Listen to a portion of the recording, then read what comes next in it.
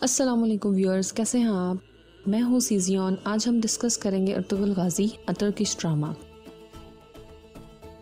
Ertugrul Ghazi आजकल PTV में Urdu dub करके दिखाया जा रहा है और आपको इसको देखने का बहुत मज़ा आएगा।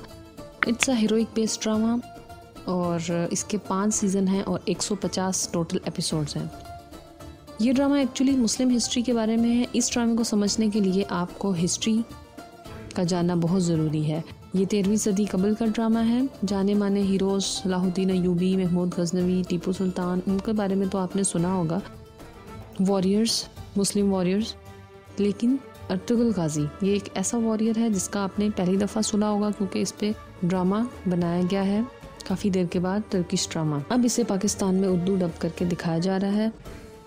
ये मुसलमानों के शानदार माजी और हकीकत पर मबनी है। इस ड्रामे को बनाने वाले महमद बुज़दाग ने तारीख से इंसाफ किया है। अर्तुगरुल गाजी खिलाफत उस्मानिया को अता किया गया नेक, बहादुर और निडर जंगजू है। इस ड्रामे में हक़ाइक़ को इस तरह से पेश किया गया है जिसे देखकर आप मुसलमानों की शानदार माजी को हमेशा के लिए याद रखेंगे।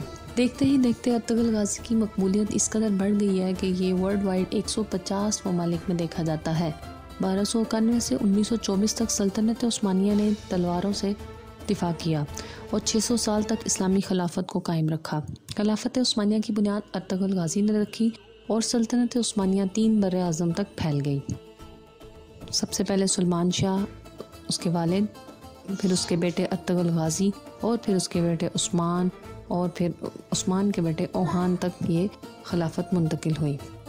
मुसलमानों का अजीमुल शान माजी जिसकी कोई मिसाल नहीं मिलती। इस्लामी इक़दार और इस्लामी कवानीन की पासदारी से ही एक ऐसा माशरा बनता है जो देर तक ज़िंदा रहता है। अर्तुगरुल गाजी कई कबीले से ताल्लुक़ रखता है और वो हक़ और इंसाफ में इस कदर पक्का है कि किसी के साथ जुल्म होता नहीं देख सकता। वो जंगल में शिकार की गर्ज से जाता है और उसको एक मज़लूम की आवाज़ सुनाई देती है। वो अकेला ही मदद को चल निकलता है। रोमी अपने कैदियों को जंगल के रास्ते लेकर जा रहे होते हैं। वो जब उस पर जुल्म करते हैं तो इससे जुल्म देखकर ये उनकी मदद को ढूंढता है और उनको वहाँ से रहा कर लेता है। इसके नतीजे में अर्तुगरुल गाजी के दुश्मन बहुत सारे दुश्मन हो जाते हैं और बल्कि इसके कबीले वाले ही उसके साथ गद्दारी करते हैं, क्योंकि उसने मज़लूमों की मदद की और वहाँ पे रहने वाले सलजोती जो हैं वो भी इसके पास आ जाते हैं कि हमारे कैदियों को वापस दो। लेकिन ये कहता है कि मैं हक़ और इंसाफ पे खड़ा हूँ। इसके बाद यके बाद दिगरे बहुत से वाक़यात आएंगे और बहुत सी जंगें होंगी और जो कि अगले सीजन्स में आएंगे। सीज़न 1 में तो ये अभी बिगनिंग है, करैक्टर्स रिवील होंगे इसमें सीज़न 1 में और आहिस्ता आहिस्ता कहानी का पता चलता जाएगा और वाक़यात आते जाएंगे।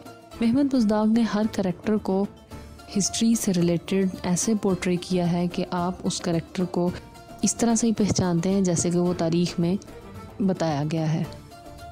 यकीनन आपको ये ड्रामा देखने का बहुत ही मज़ा आएगा और आप इसको देखने के बाद कहेंगे कि इस जैसा हमने ड्रामा नहीं देखा, क्योंकि ये तारीख़ ही इस तरह की है जिसकी कोई मिसाल नहीं मिलती अभी तक। अर्तुगरुल गाजी और उसकी सल्तनत ने मंगोल और सलीबियों की नींदें हराम की हुई थी।